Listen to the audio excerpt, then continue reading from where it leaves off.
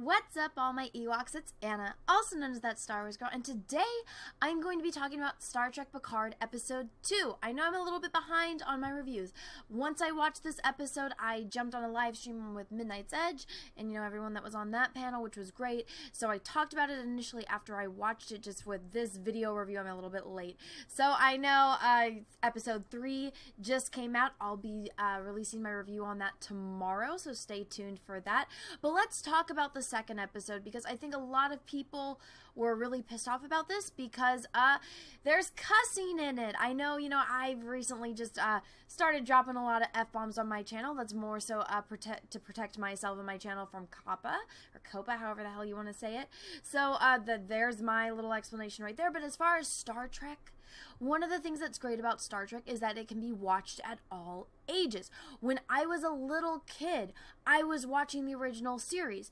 I didn't have to, my parents didn't have to worry about me, picking up on like the adult themes, because yes, there are adult themes in, the original series, but they didn't have to worry about me hearing inappropriate language, which is one of the reasons why I think a lot of kids did watch Star Trek. Hey, even when my dad was younger, he was watching Star Trek, the original series, when it was originally airing.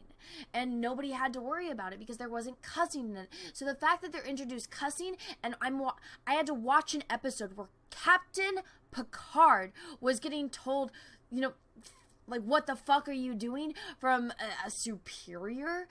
It was fucking insulting to see that, to see everything that Captain Picard did, and it was just some angry white woman that wants to belittle a white man. It's like, I wonder why we're having that thrown in our face. I wonder, but that's a little further into the middle of the episode. But let's talk about the beginning. So the last episode, they were talking about how what happened was Picard he wanted to go save the Romulans. Federation was like, no, fuck that. The Romulans can go die after the supernova's happening. We don't have enough ships and whatnot. Let the Romulans die. And Captain Picard was like, no, I'm not fucking crazy. I'm not gonna let innocent, women and children, just innocent bystanders die just because we don't like the way, their government and their military has been running. I'm not gonna go let innocent people die that have no fucking involvement in that just because, we have our differences. I'm not gonna let fucking innocent people die, which is something that the Federation is very much against from the beginning. From the very fucking beginning of Star Trek. That's not something the Federation would stand for. But whatever. These people that want to claim they know Star Trek better than us fans that grew up with it, and they won't hire fans of Star Trek to work on the Star Trek shows, because guess what? They don't want to be boxed in. They don't want to have people telling them, hey, this isn't how fucking Star Trek works. This doesn't make any fucking sense. That's not how the Federation would be. They don't want to listen to people like that. So like, fuck you. We're not going to hire you because you know shit about Star Trek. We're going to do our own thing. Brand it. We're going to use the Star Trek branding so that way we can make money off of it. And again, it's false advertising at its finest. But anyway, so the whole thing why, Captain Picard is looked at as, this complete traitor is because he decided to break off and go save innocent lives.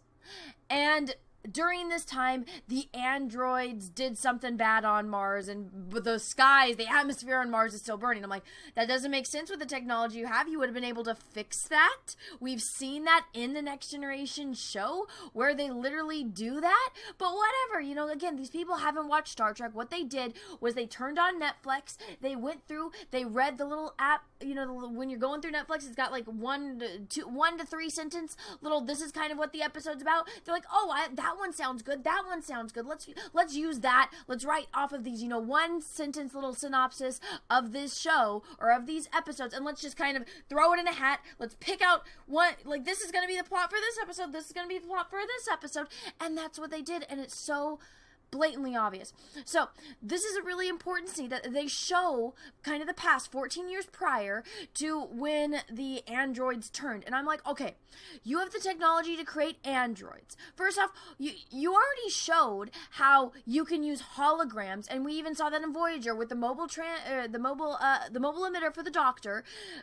You could have, replicated that when Voyager got back to, everyone in the Federation. They could have figured out the technology behind that, even though it was very much advanced. They could have figured that out. They could have had holograms going around instead of very expensive androids walking around, which is a waste of fucking space.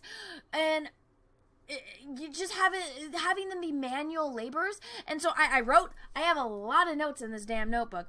So one of the things that I, wrote down was, okay, so the androids, they wake up, they go, it's the coworkers going, oh yeah, they freak me out. I'm like, you're in fucking an advanced civilization where you interact with aliens every single day. We can even go out, look at the original series. Look at the weird-ass aliens that they come in contact with in almost every single episode. And you're telling me you're weirded out by an android?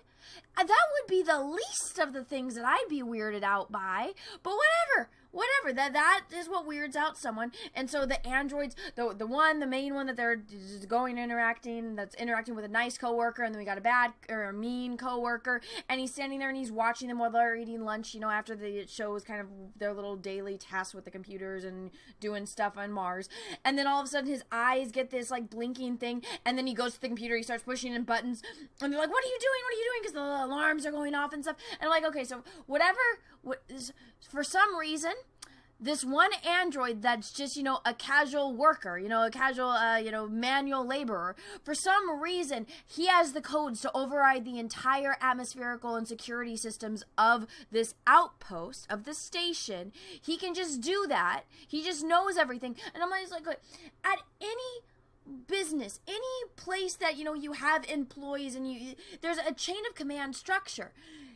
At the bottom, manual labor is not going to know the codes to override the security system. They're not going to know the codes to basically break everything. But for some reason he does. Everyone's like, what the hell are you doing? And then just casually, there's phasers and weapons just on the wall. They're not even in like a secure place. There's not even like a little, one of those cage things that you need a key to open to get them out. And I'm like, that was one thing that they were very, very, strict on in Starfleet, was that, weapons were the last thing you wanted to use. Even they had to pull back Worf because Worf was too like, let's shoot him, let's do this, let's go to battle, because, he's a Klingon, let's go to battle. But, they always had to pull back, and even when people would ask for phasers, they would limit them, they would ration them out, because unless it was a very, very, dangerous situation and they issued out phasers to people, not just every person in Starfleet was going around with a phaser. So you're telling me on Mars, in this little, they do the stuff, they make the stuff for the replicators, I'm blanking on the word right now, but so, in this little plant thing, you just randomly have weapons on the wall that have no security whatsoever. Anyone can just walk up and take a weapon and start shooting people. You're telling that, how in the world does that make any fucking sense? And if you have weapons that I'm assuming you need to defend, because just in case of emergency, you need some kind of weapon for whatever freaking reason. I mean, they showed that there's shields around this, but for whatever reason, there's just guns on the wall. There's just phasers, a weird laser phasers, or not, I shouldn't say laser. It looks like this weird beaming thing that it doesn't look anything like a phaser. I know that that's because they have to do 25% difference so that way they can make merchandise, or that's the thing, because the original, or if you use anything that's close to any of the Star Trek series that came before, then they can't sell merchandise off of it, and it goes there's something weird with the rights to everything. So they want to make merchandise so that if this is a phaser, it's 25% different. It looks nothing like a freaking phaser. But so the android just takes the phaser off the wall and starts killing everyone, and then for whatever reason kills itself. Now, I'm like, why would the android kill itself? That doesn't make any sense if it's gonna go do all this. But when it started going all crazy, it did something with the eyes. So I'm assuming they're gonna lead into the plot, if they're smart enough. And this is me giving them the biggest benefit of the doubt ever. Somehow the android is being remote controlled, and this is my theory. The android is being remote controlled from somewhere else. That's why its eyes did the thing showing that it was its programs were overwritten, and that's why it did everything. It broke everything. It took the phaser off the wall and started killing everyone to cause this whole uproar and conspiracy. Oh, the synths did something bad. So now all of us, even though we can probably go, we can get scientists, because that's something that's very available in this universe. There's plenty of fucking scientists. Everyone's learning calculus when they're fucking children in this universe. Alright, so you're telling me that there's no one that can go and find, android remains, study them, see what program went off in their mind to make them revolt against everyone and kill everyone and then end up killing themselves. Why wouldn't somebody investigate that? That seems like something that would happen. Usually when there's like a mass type of murder like that, you go and investigate to see why, so that way you can prevent that from ever happening again. But apparently that's too hard for fucking Starfleet to do, so nobody investigated, nobody went to go look in, hey, what made the synths revolt? Nobody fucking did that, so now it's just, okay, well, we're never gonna make any more androids. Bam, we're banning androids from ever being made again. I'm like, that really seems like a step back, which is the exact opposite of what Starfleet has been trying to accomplish since the beginning.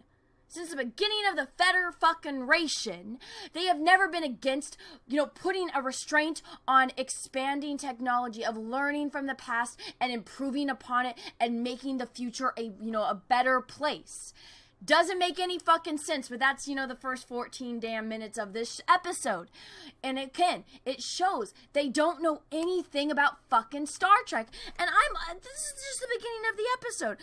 So then, and again, this seems more as if it's starting off in the beginning. So I know I kind of just went on that whole little rant, so I'm going to try to cover everything that happened. But at the end of the day, I have a lot of notes. I have 5 pages of this stuff, front and back, but let's just talk about what kind of happened. So then it cuts to Picard with his Romulan, little servants. It's, the couple, I think they're brother and sister.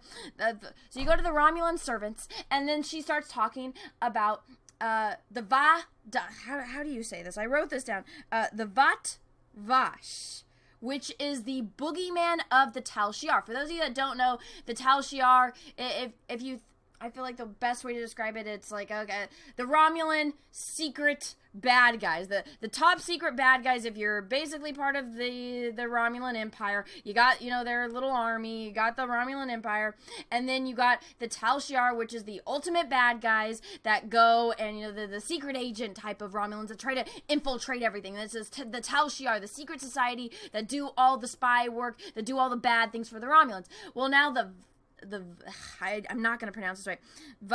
Vash, even though I've heard this throughout the episode, are the boogeyman of the Tal Shiar. So it's like, we already have, and this is why I say, it sounds so childish, because when you're a kid and it's like, well, my bad, you have your action figures, it's like, okay, well, I have this lightsaber that does this, and it's like, well, I have this blaster that's, that has this much power, and it's like, I have this, and then this, and then this, and you just try to constantly one-up each other. That's what children do. That's how children play.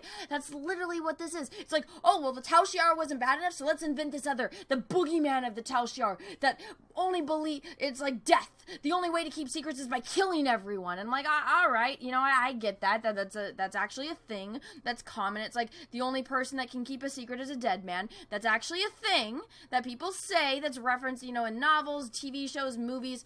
Been around for a long time. All right, I feel like that's kind of a thing that the Tal Shiar did too. But whatever. The Vash, such a tongue twister. But anyway, so the Vash hate AI. Apparently now the Romulans don't like artificial intelligence. They don't like androids. That's like to them. No artificial intelligence at all. And I'm like, that's funny, because if you actually watch The Next Generation, they whenever they interact data, they want to study him. They want to learn about data. Heck, when Tasha's daughter, who's, got the Romulan dad that's, trying to go and, do the whole Romulan infiltrate, or Romulan coming into the Federation and, fucking shit up, and they have the whole little minefield where they're trying to catch the birds of prey that are cloaked, and Data's the one that catches the pattern in their cloaking things, and he finds the flaw, and Data's the one that outsmarts Tasha's daughter, and, she's like, it's the android. The Romulans aren't afraid of artificial intelligence, and this is why I'm believing more and more, the more I watch, they didn't actually watch the show. They don't know what the fuck they're talking about. They went and they found episode highlights, and they're like, this sounds like a good idea, let's pull this idea out of a hat. And so, when she's explaining that, Picard's Romulan servant chick lady, she's talking about that, and I'm like, That's the stupidest fucking thing I've ever heard. If anything, the Romulans' goal is to take over the galaxy. Like, they want to expand. They're very untrusting of anyone that's not Romulan. They're very xenophobic, except they do like to explore. And they want to, you know, best the Klingons. They want to best the humans. They want to best the Cardassians. And they just want to take over. That's one of the things that's like, they're so malicious, and they're so shifty, and they're like, oh yeah, we're gonna be friends with you one day, but then the next day we're gonna backstab you. It's one of the reasons why they're such good villains. It's because you want to like them. There's qualities about them that, you know, right when you're starting to trust them, they stab you in the back. But they're shady. They want to take from you. They want to infiltrate you. They want to find out everything that makes you more advanced than them, and they want to take that and they want to improve upon it. You can even see the episodes where the Romulans are literally just fucking with people in the Federation, fucking with the crew, and running experiments on them. They even do that on their own people, on their own officials. They try to figure out if you're going to betray them, and they fuck with you. They plant information to see how you're going to react. And that's the best way to describe them. They just like to fuck with people, and that's why they're like, they're not the most sinister villains, but they're like the ones that are like, it gets under your skin. And you're telling me that they wouldn't want an android? That they wouldn't want to use that? No! They even fucking say it in the Next Generation, that they want to learn from Data, that they want to use him. So telling me that the whole Romulan culture doesn't have AI, you're telling me their ship doesn't talk to them like the Enterprise, their computer doesn't talk to them? You're telling me that they wouldn't want to use that for their advantage? Huh, that doesn't sound anything like the Romulans, because guess what? It's not.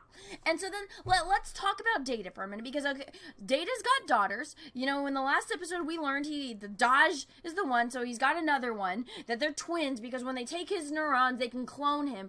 Alright, somebody brought this up in the comments of my last video, and I thought it was interesting, because yes, guys, I do actually read my comments.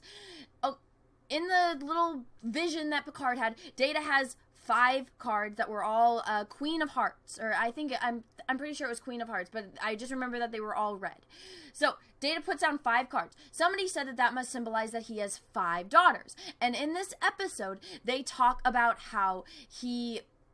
so Daj died in the last episode, so now we're talking about the sister, the twin sister that's on the Romulan took over this Borg cube that was abandoned, and now they're trying to learn from the Borg technology, and they're going and they're looking at species, they're taking apart the ones that were left there for dead, and they're doing science projects on them, basically. And that's what the sister is there doing. She's also sleeping with Narek, who is the Romulan hottie, I don't think so. He's the but it's the thing. The girls talk, they have specific lines about, oh, I didn't know Romulans were hot, and then they're looking at him saying how hot he is, and I'm like, really? Really? Alright, but whatever. So, the only thing women are capable of doing in this show, except for the one Romulan servant that the Picard has, is talk about boys and be love interests, or be total cunts that work for, or that are part of the Federation that want to, just bash on the white man, which is Picard. But so anyway, on the Borg cube, they're trying to learn from the Borg technology and take that and do whatever they want. But I'm like, you know, how do you get more artificial intelligence-y than Data? Oh yeah, the fucking Borg. So you're telling me that the Romulans, they're total anti-AI and anti-androids and anti-anything that has any form of artificial intelligence? What the fuck is the Borg? The contradictions within this show, within this episode, it's like, you want to present me with this, but then the next scene, you're literally introducing this plot point that completely contradicts what came before it. It's like, what is this? How do you get this through, like, pre-production? How did somebody not catch this? And I'm just like, you know what, whatever, this is absolutely ridiculous. I should have listened to people from before that were telling me all about Discovery, all about the people that are doing Star Trek, and I'm just like, when I hear the things that they say about Discovery, I'm like, that can't be fucking real.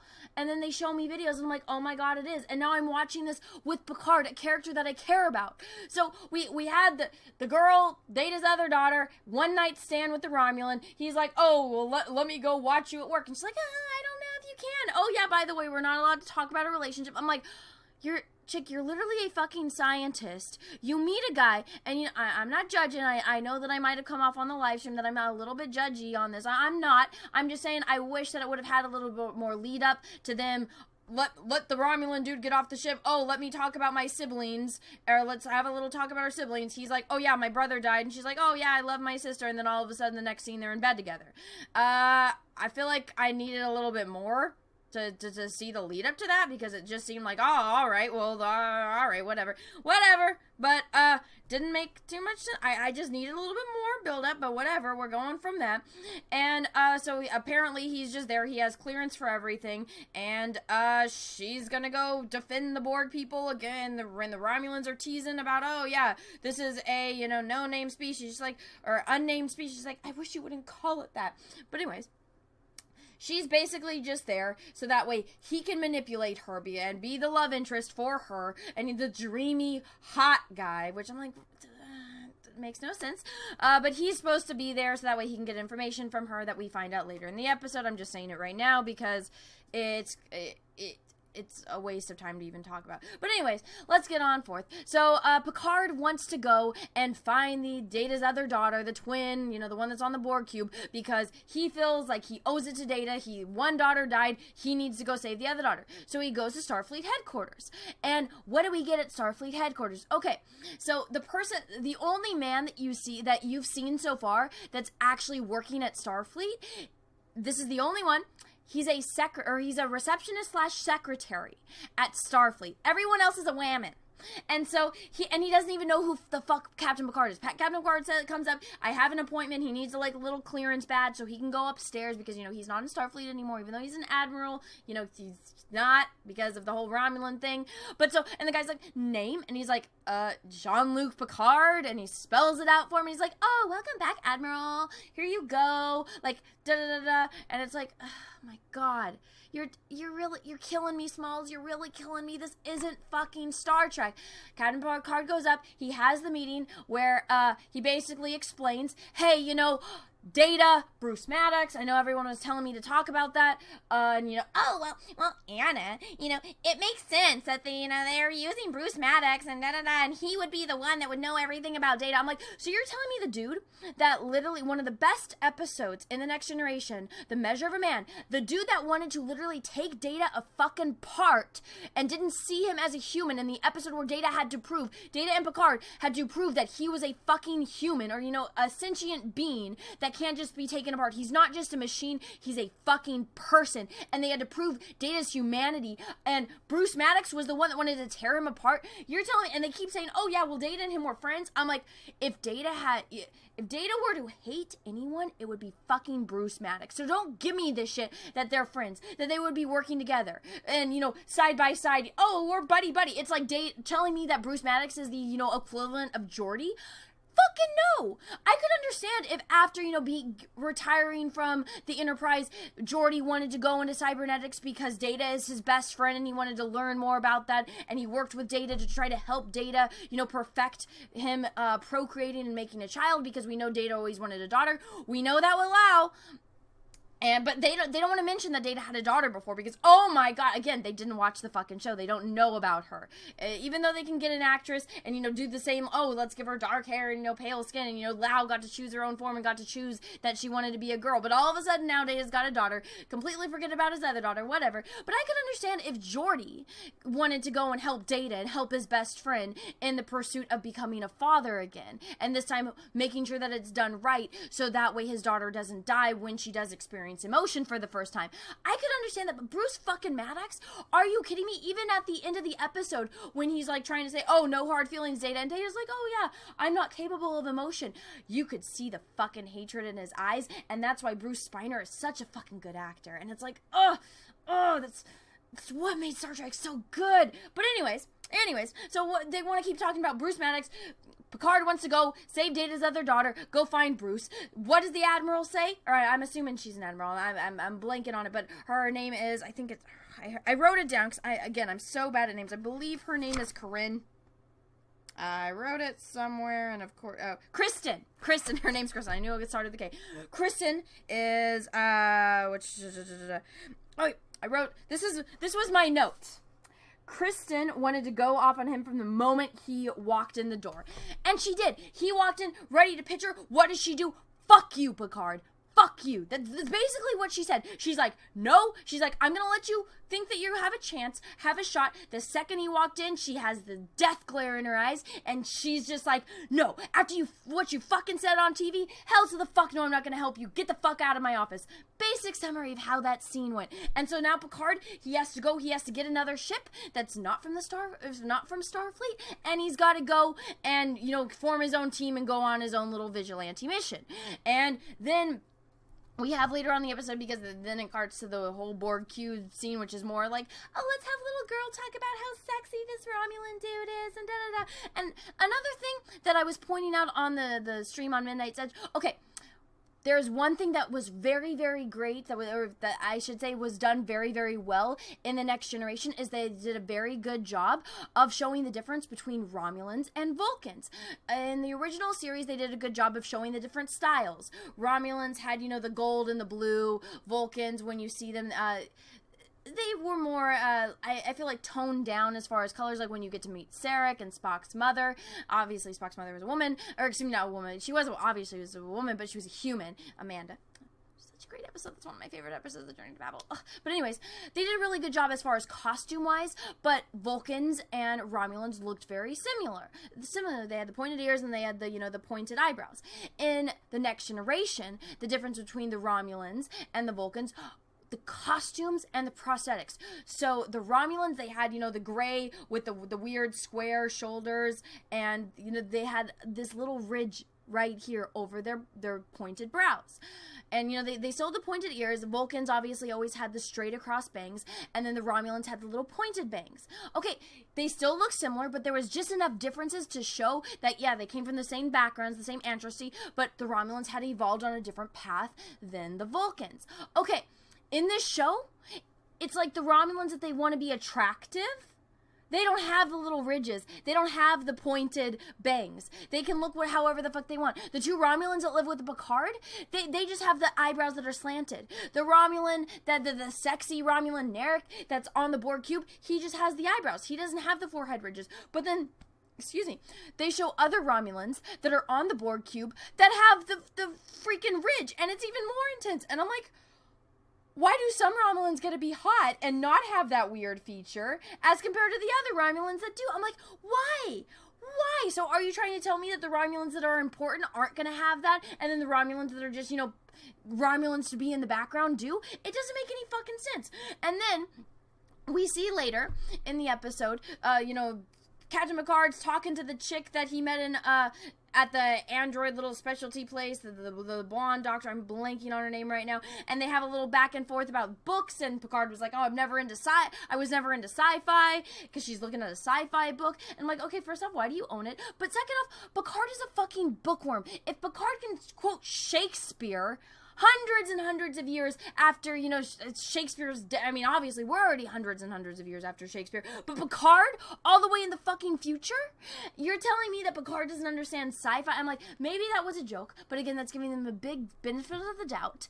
But you're telling me that Picard didn't understand sci-fi? Are you fucking kidding me? He is the scholar. Out of all the captains, Picard is known as a diplomat and a scholar, and you're telling me he didn't understand sci-fi? It's not fucking rocket science, which I'm pretty sure Picard knows. And so, he has a little thing, they talk about, the androids, and she's got her little phone, she transfers him all the information about Bruce Maddox, and, the possibility, basically giving him all the information to help him go and try to find the other android daughter. And then, he's got to go form his team. The Romulans, his little Romulan slave people, get mad because, oh, you're going. Also, I totally just remember this right now that I forgot to say. Earlier in the episode, you find out Picard is dying. His doctor friend comes in, talks to him, basically tells him he's dying. He's got some problem, and he's gonna die. They don't mention the syndrome that he had that was introduced in the last episode of The Next Generation, because he does have this, I'm blanking on the name of it off the top of my head, but he has this neurological disease and he's basically dying, which in the last episode of The Next Generation, everyone is kind of hesitant to listen to them because they're like, we don't know if you're actually being serious, if this is actually you, or if it's your condition and you're just spewing nonsense. So it takes a lot of loyalty and trust. And then he tells his, Romulan little slave people, hey, I'm gonna go on this mission. I didn't get approval from Starfleet. I'm gonna go and I'm gonna go on my own little thing. And they're like, the girl's like pissed off. She's like, no, how dare you? You're going crazy. Do you have dementia? You're usually smart. Why on earth would you do this? And then he talks to the Romulan dude and he's like, are you gonna call Riker? Are you gonna call Geordi? Are you gonna call your old crew? And he's like, no, because they're loyal and they would do it. I need to get people that have nothing to lose, that, you know, want nothing to do with me, basically. And it's like, all right, well, Patrick Stewart has said that he doesn't want anyone from the original cast in the show, that he wants it to kind of just be about him. So this is going to be a way to introduce new characters and just have little cameos from people that were in The Next Generation. I think that's because he doesn't want to take it, or I want to give him the benefit of the doubt because I love Patrick Stewart, but it seems like he just wants the limelight on himself and he doesn't want that to be taken away by any of the other cast members from The Next Generation, which it's like, all right, that's kind of conceited, but again, I want to give him the benefit of the doubt because I think he's a great, I love him because it's like, it's Patrick freaking Stewart, but at the same time, it's like, that seems a little shady. Why don't you bring everyone back? But whatever, that's just my own opinion. Anyway, so he calls up, what is her name? Raffi, I think. I have it written down again. I'm really bad at names. But, oh yeah, Raffi. Okay, so I was right. So he's got to go call Raffi. So then it cuts over to Commander O, which at first I was like, okay, is she a Vulcan or is she a Romulan? Because right now they're not doing much to distinguish them, and she showed emotion. She was just, you could tell, she was irritated, she was pissed off. I'm like, at first I thought that she was a Romulan, and I'm like, all right, they're, again, just another Romulan that they don't want to distinguish the fact that she's a Romulan. They don't want to give her the forehead ridges. They don't, and that's one of the things, the ones that do have it, it's so intense. It's like they don't even look like they were, it's just, it's so much like a Klingon, you know. Yeah, Klingon, they have that whole headpiece. These people have some intense prosthetics, where in the Next Generation show, it was just this little one right here, but no, it's like their whole forehead, it's weird. But the ones that they want to be attractive and pretty, they don't have them. So when I saw this Commander O lady talking to Kristen, you know, let's have a via little Skype call, and Kristen's basically telling her, oh, Captain Picard came in and he was asking about Bruce Maddox and he wanted a ship and da-da-da. Do you know anything about this? Because you're supposed to be on top of this. So I was like, all right, she must be a Romulan, and, you know, one of the Romulans that are part of the Federation. And I was like, that would make sense. But, of course, if it makes sense, it's probably not in this show. And so I found out later, you know, right after I watched it and I went on the Midnight's Edge stream, that they're like, oh, no, she's a Vulcan. And I was like, well, she shows a lot of fucking emotion for a Vulcan. And she's not like Spock, where Spock's half Vulcan. And even then, when Spock had outbreaks, it was because he got pushed over the edge, or he, you know, he was going through the pond far. But I was like, all right, I guess she's a Vulcan. And that had to be confirmed to me by the other people that went and, you know, had to look up after the episode that she was a Vulcan. But could have fooled me. I totally thought she was one of the Romulans that you're trying to make pretty, because she's one of your main people, and the main ones can actually look like actual Romulans. But whatever. So then she calls in this other lady. They talk, and oh, guess what? Everyone that has any kind of authority in the Federation, they're all women. They're all women, and they're all evil. That's another thing. I'm like, okay, you put all of the women in charge, but all the women are total bitches, and they're evil, and they're all working for the Romulans, apparently. And so this woman that comes in, she looks human, but guess what? She's not. She's a Romulan that's been genetically, or not, I shouldn't say, prosthetically altered to look like a human for their secret whole Zhat Vash stuff. And the Vulcan lady even tells her, Commander O, she's like, oh yeah, Picard knows about the Zhat Vash, and he knows something's going on. You need to get your shit together, and you need to get your mission fixed. And they basically reference the hot Romulan, Narek, who's on the Borg cube, which apparently is this Romulan who is supposed to look like a human. It's her little brother, and so she Skype calls him, or she shows up as a hologram there, and she's basically like, brother, you need to get on this. You need to, because his mission apparently is to find out where the rest of the androids are, because apparently there's more, and this is why the person that left the comment about Data and the 5 cards, it coincides with the fact that he might have 5 daughters, and that it's not just a twin thing, that there's more of them. I think this was kind of that thing that kind of confirmed that, was the fact that the Romulans want to find the rest of the androids, and she's like, oh, did you not get the information out of her yet? And she like looks at the bed, because at the beginning when they first show them, it's like they were in bed together, and she's just like, oh yeah, it looks like you're doing, like, you're on top of things, kind of. And he's just like, oh, I'll find it out, and don't worry, I'm not going to fuck up this mission. You gave me, the okay to go ahead with this. And she's like, yeah, I'm coming to make sure that you get this job done. And if you don't, we're going to do this my way. And if anything happens, you're taking the fall for it, not me, because my life is more important than yours. And I was like, all right. That I'll give that to them. That was a very Romulan conversation. Not so much the next gen type of Romulan. It's like, okay, I feel like the only thing that they actually watched was and only small bits and pieces of it was Nemesis, because it's supposed to take place. This is like the closest thing that it just seemed like the only thing that they've watched of Romulans was from Nemesis, and I'm just like, all right, this isn't very much like Romulans, but whatever. That's basically how, and that's how the episode ended. Oh, and also Picard went to go meet up with Rafi, and he brought wine. But that was before that scene.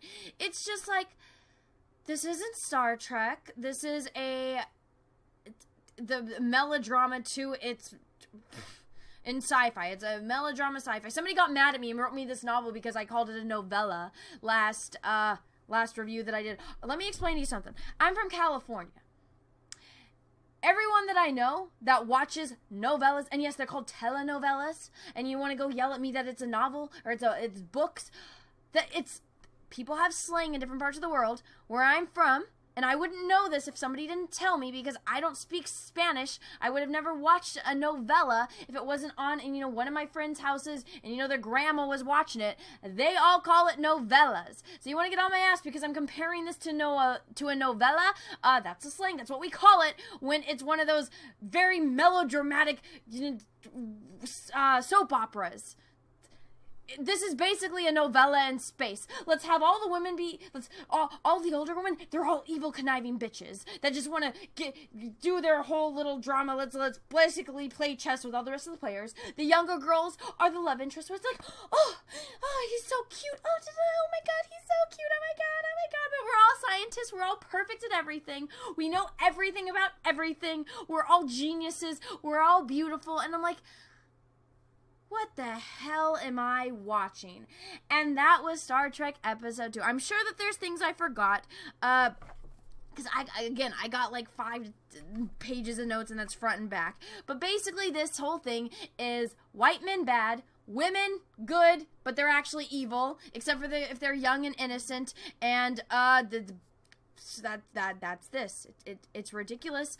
There's a lot more in it, but I mean, this video is already long enough. So, yeah, that's episode 2.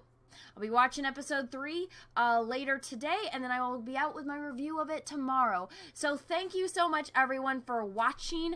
Let me know what you think in the comments below. I really liked all the theories that everyone was coming up with. Thank you to the person, I don't want to say your username out loud, but thank you to the person that pointed out the whole 5 cards, 5 equals 5 daughters for Data. That was a great little catch, and I think you're actually on to something, because that seems what it's panning out to be. So again, thank you. I do read all the comments of these videos, so thank you so much. Let me know what you think in the comments below, and if you caught anything that I didn't mention in the video. And yeah, so until next, if you liked it, go ahead and give it a thumbs up. If you didn't, that's okay too. If you haven't subscribed to my channel, please do so. Make sure you click the little bell that we get notifications of all my videos and live streams.